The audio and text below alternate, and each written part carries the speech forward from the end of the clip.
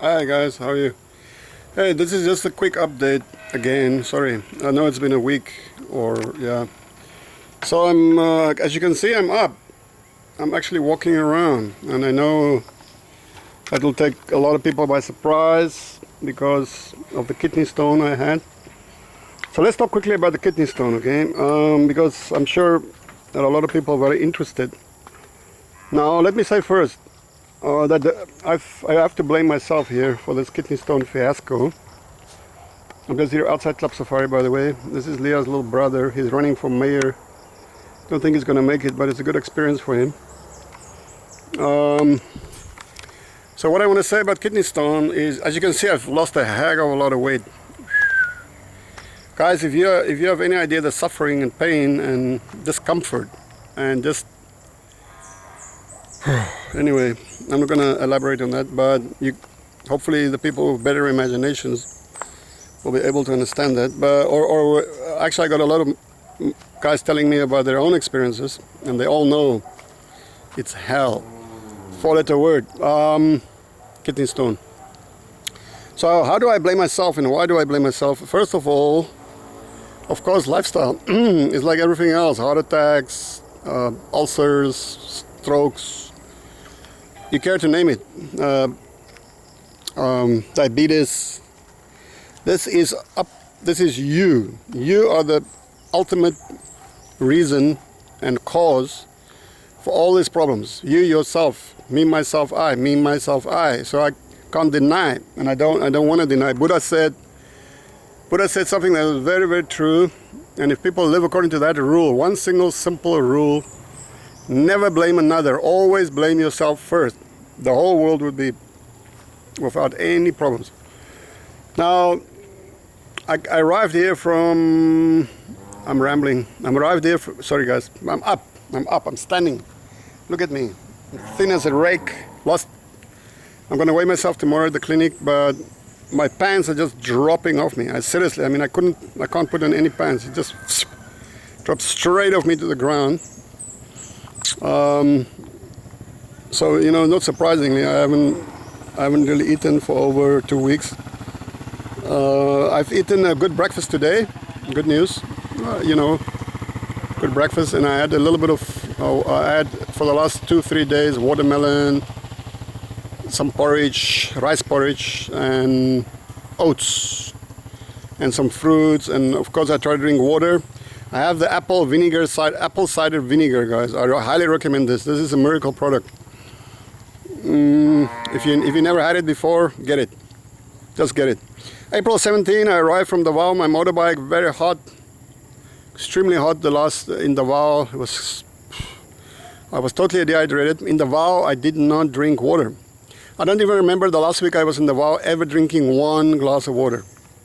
Now, how crazy is that? You see, when we are alone, we're cut adrift, we're cut loose. We go off the rails, guys. It's a fact of life, you know. We never grow up. And I was just celebrating my 54th birthday. Yeah. And I'm the first to admit it. So I was weeks and weeks in Davao, no water, lots. So I made up for water by drinking beer, obviously. Even in the morning, started drinking beer afternoon, evening.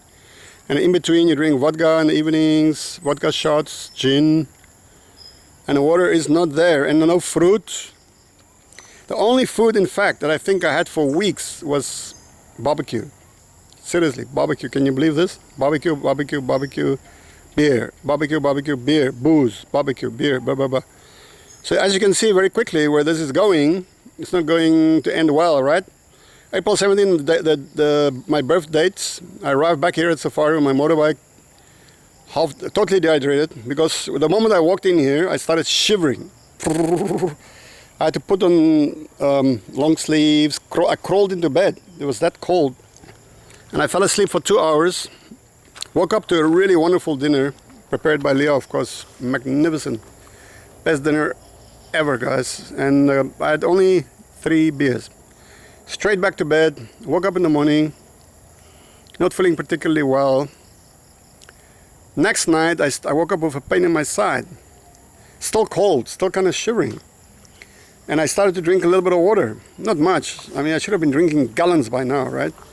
But I'm hardly sipping, guys. So next morning I woke up, pain level is increasing.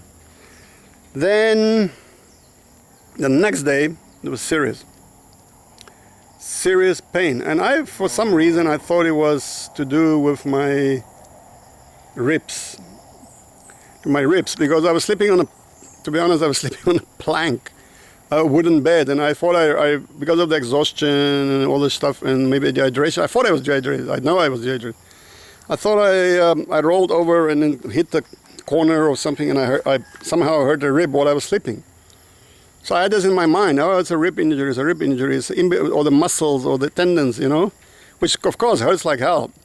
By this time the pain was intense, and I still didn't have a clue it was a goddamn kidney, guys. So for days turned into a week turned into 10 days. I was lying there under impression, ribs, painkillers. Then the day that Mocha was here, Mocha Yusen, the famous vlogger with her millions of followers, that very moment, imagine she walks into your place, the most famous media personality in the Philippines, probably outside of Duterte, the president, and she's sitting right in front of your eyes. I couldn't walk up to her and say, hello Mocha, this is Frank Williams, or Francois Williams, welcome to my place, chat with her, made a little video. Golden opportunity, right? At that very moment, whack! It was just like literally somebody hit me with a sledgehammer right in the rib. Luckily I was in a room, I went on the floor, and I thought it was the end. I thought it was over. Gone. I'm dead. And the pain was so intense. It was like some hand grabbing me and it squeeze. The squeezing pain went on and on for hours and hours and hours. I mean, I was totally, and I had these horrible sweats at night for the last days and days. I would wake up in the middle of the night, bed is covered, the sheets, the pillow, everything is fucking wet, and I'm covered in sweat. It's not like any kind of old sweat like you have in your brow and you just went like this. No, this was thick, viscous, almost like an oil just lying there in your skin, thick on your head, on your upper body, shoulders. It was just sitting there. I don't know what the hell it was. But night after night, and not only once or twice, I would wake up drenched, throw all the sheets on the floor, pillow, new pillow, wake up drenched, rinse and repeat. I had sleepless nights, I couldn't sleep, couldn't eat obviously. I tried not to drink water, because when I was trying to urinate, it didn't go very well either. So my whole body was in total disarray, guys. And I was so, it said, well, why don't you go to the doctor? Okay, to be honest, the effort of just getting out of my bed, walking to the toilet 5 meters away would totally drain me. I mean, I would come back and I would just drop on the bed like a dead man. The idea of getting in a bus, van, car, I couldn't get on a motorbike, that was for sure. No strength. Driving, and probably about an hour, getting to a hospital, lining up, sitting in a crowd, waiting. Oh, just couldn't do it. Could not do it. So then, 3 days later of this cramps, constant cramps. In these 3 days, I actually gave up drinking water for 24 hours, no water, which was a big mistake, because when you have, it turned out, of course, that it was a kidney stone. So the kidney stone is trying to move through, and I was limiting my intake of liquids, especially water. So I was hardly taking anything into my body. I was like, okay, I want to eliminate whatever is in my body, but making that process so much harder, so much brutal. And so, yeah, you learn the hard way, right? The school of hard knocks. No better school than that.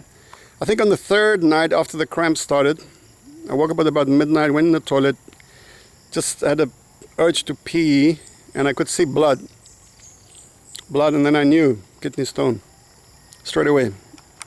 And the pain was subsiding slightly. Hey, how are you, Melchi? That's our neighbor. She's walking by. Oh, you're on the way where? She's walking by. So then the pain slowly started to subside, but it took, I mean, for 5 days. When I mean, right now it's still a nagging little, just sitting there. But I got up yesterday. Yesterday, my buddy Coleman and his lovely wife and his daughter came from Butuan to visit me. Coleman is from Ireland. I made some videos about him, great guy. So I got up yesterday, forced myself up, first time in almost 3 weeks. Had some food, like I said, watermelon and porridge.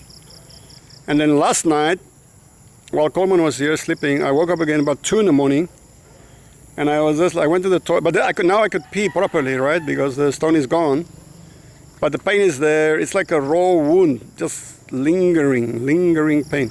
Anyway, as I came back into bed, suddenly I lie down, and then massive, very extremely painful cramp in my lower abdomen going into my ass. My ass was cramping like this, guys. Fucking extremely painful.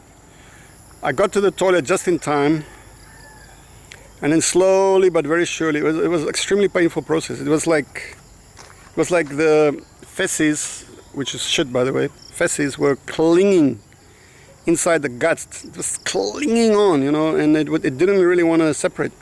Now the only way you can do this is with water, let me tell you. Something like an enema, but you have to figure it out. One day I will talk more about it. But I start to get solid, extremely solid waste appearing, and the pain was quite intense. And then, you know, it started to subside obviously as more and more. And it was a great relief. Now my stomach is working again for, like I said, probably the first time in almost 3 weeks. And last night, the night before now, I slept much better. I took a melatonin, by the way, which is kind of a herbal substance. Helps you sleep. Really worked. So I slept the first time in about 3 weeks. Slept quite well. Took some food in the morning. Had a good toilet session. So step by step, my stuff is beginning to start working. I'm standing up now. But of course, Coleman has left back to Butuan. Tomorrow, Monday, I gotta be pretty much up on my toes. A lot of stuff is been happening, guys. There's gonna be a lot of stuff happening over the next 30 days or so. A lot of stuff. So I'm gonna get back to you guys, but I just want to tell you this is what's been happening. I've been down and out. I've been seriously down and out. I couldn't, you know, for almost 3 weeks, I could just walk 10 meters. 5 minutes toilet, 5 minutes back, exhausted. Boom. So, yeah, thanks for bearing with me. Thanks for supporting. Thanks for all your messages. Give us a thumbs up, guys. Just do whatever you can to support my channel at the moment. I know it's dormant, stagnant, and there's so much, but there's a lot of exciting stuff going to start happening soon. I promise you guys. Thanks for listening. Thanks for hearing me out. If you guys never had